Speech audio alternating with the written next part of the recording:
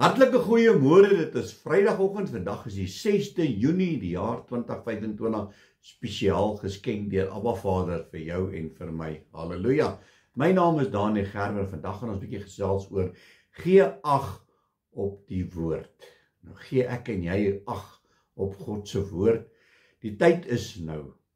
Die woord sê vir ons, die Here soek mense wat hom in gees en waarheid aanbid, en die tyd is nou.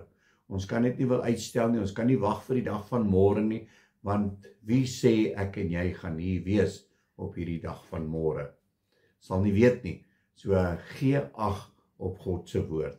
So maklik gee ons ag op wêreldse dinge, nê? As jy weet daar's fout met jou voertuig, dan gaan jy onmiddellik en jy gaan gee ag, want ek meen dis jou vervoer. Maar hierdie vervoer wat jou ook nou in die wêreld deurbring tot ons by Jesus gaan kom, gee ons nie op ag nie. So ek en jy moet begin ag gee op die dinge wat regtig saak maak, en dit is ons geestelike lewe.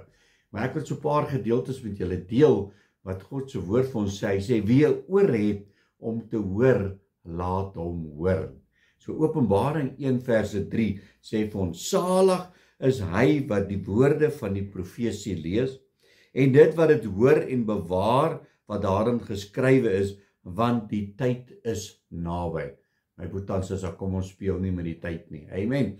Dit wat die Here vir ons gegee het, kom ons gebruik dit tot ere verheerliking van sy naam.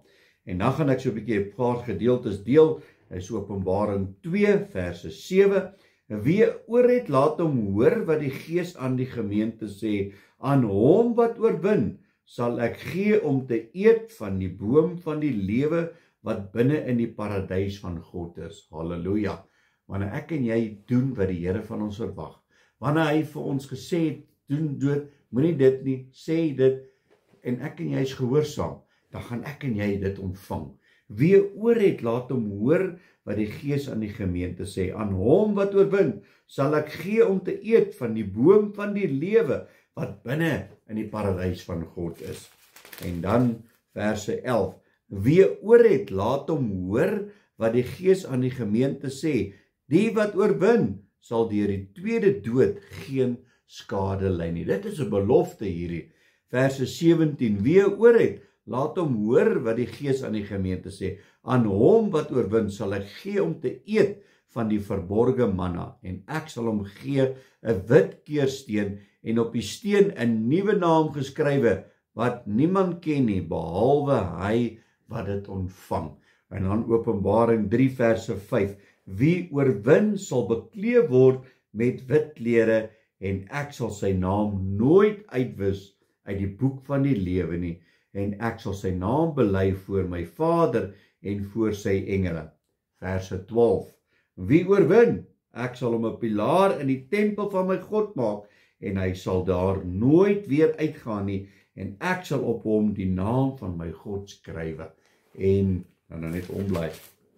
In die naam van die stad van my God, van die nuwe Jerusalem, wat uit die hemel van my God neerdal, en my nuwe naam. Wie oor het, laat hom hoor wat die Gees aan die gemeente sê. So wat moet ek en jy vandag doen?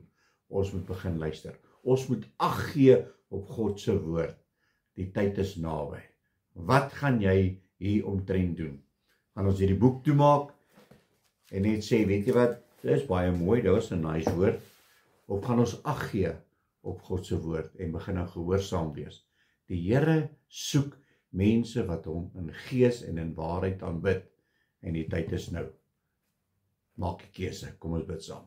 Halleluja, Abba Vader, Here, baie dankie weer eens vir die woord. Here, dankie dat U vir ons so uitwys, Here, dat ons ag sal gee op die dinge wat vir ons saak maak. Nie die wêreldse dinge nie, geestelike dinge.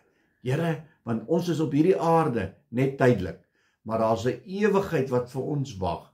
En ek en die persoon wat nou luister, het daai gedeelte het ons in ons hande. Wat gaan ons maak hiermee? Gaan ek die boek toemaak en sê, ag, nie nou nie, ek sal later, of gaan ons begin ag gee op wat U ons voorgeroep het? Here, seën elkeen, is my gebed in Jesus naam. Amen en amen. My liewe boetie en sussie in Christus, gaan uit op hierdie naweek En onthou wat ek altyd sê, en alles wat jy doen, moet jy God kan verheerlik nie. So kyk, wat doen jy hierdie naweek? Kan jy God daarin verheerlik? As jy nie kan nie, stop daarmee. Jy moet 'n geseënde naweek hê. God bless.